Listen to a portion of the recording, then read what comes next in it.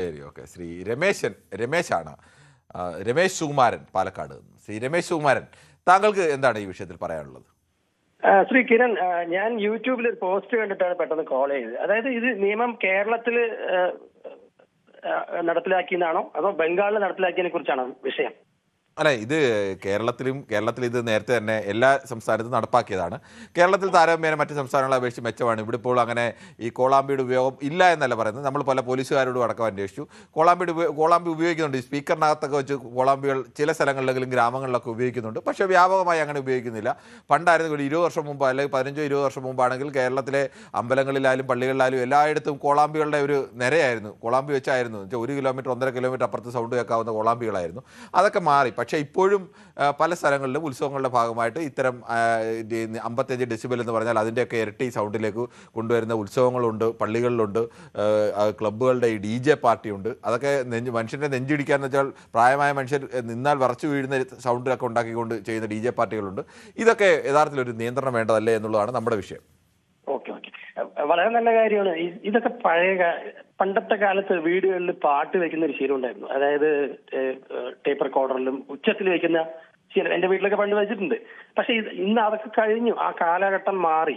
ഇപ്പോഴും ഈ കോളാമ്പിയും സ്പീക്കറും കൊണ്ട് ഈ മതപരമായ കാര്യങ്ങളാണെങ്കിലും അതൊക്കെ കാലഘട്ടം പെട്ടുപോയി. ആ ചിന്താഗതിയൊക്കെ മാറ്റി തന്നെ വേണം. അതിൽ പൂർണ്ണ സപ്പോർട്ടാണ്. ഇതിന് ഞാനൊരു വ്യക്തിമും കൂടിയാണ്. ഞാൻ തുറന്നു പറയാൻ ആഗ്രഹിക്കുകയാണ്. കഴിഞ്ഞ വർഷം മാത്രം എനിക്ക് ഇതിന്റെ പേരിൽ, ഈ ശബ്ദ മലിനീകരണത്തിന്റെ പേരിൽ എന്റെ വീട്ടിൽ റെനോവേഷന് വേണ്ടി ചെലവായത് 2 lakhs rupees-ആണ്. ഈ ശബ്ദം കാരണം. എന്റെ വീട് 4 കെട്ട് ടൈപ്പാണ്. 4 കെട്ട് ടൈപ്പ് ഹൈറ്റ്, ഉള്ളിൽ ഓപ്പൺ ആണ്. അപ്പോ ഈ ശബ്ദ മലിനീകരണം കാരണം 4 കെട്ടും വേണ്ട 16 കെട്ടും വേണ്ട, അവിടെ തട്ടി റൂഫ് തട്ടി മാറ്റി അതിനെ ക്ലോസ് ചെയ്ത് സീലിംഗ് ഇട്ട് ഒരു അപ്രോക്സിമേറ്റ് 2+ lakh ഞാൻ ചെലവാക്കിയാണ് ഈ കഴിഞ്ഞ ഡിസംബറിൽ. അപ്പൊ ഇത് വളരെ നല്ല കാര്യമാണ്.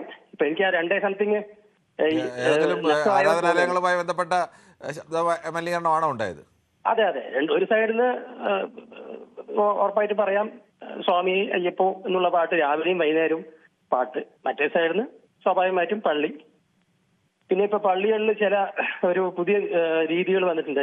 ഞാൻ പള്ളിയിൽ പറയാൻ കാരണം കണ്ടതുകൊണ്ടാണ്.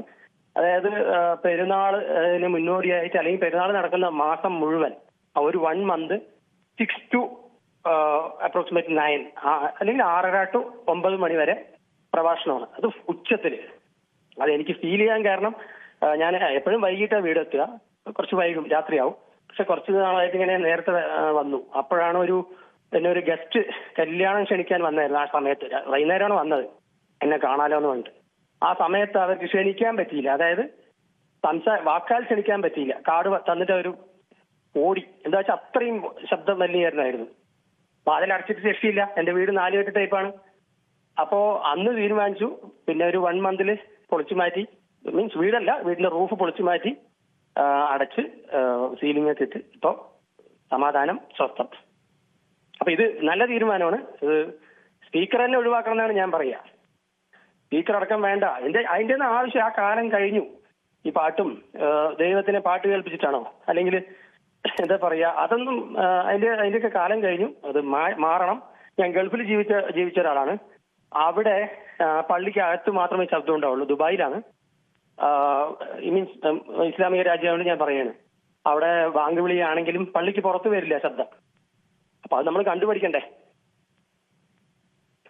താങ്കളുടെ പ്രയാസം മനസ്സിലാക്കുന്നു. പള്ളിയായാലും അമ്പലമായാലും നാട്ടുകാരെ ബുദ്ധിമുട്ടിച്ചുകൊണ്ടല്ല അവരുടെ ആഘോഷങ്ങളായാലും ഇനി ആചാരമായാലും എന്തായാലും നടപ്പാക്കേണ്ടത്.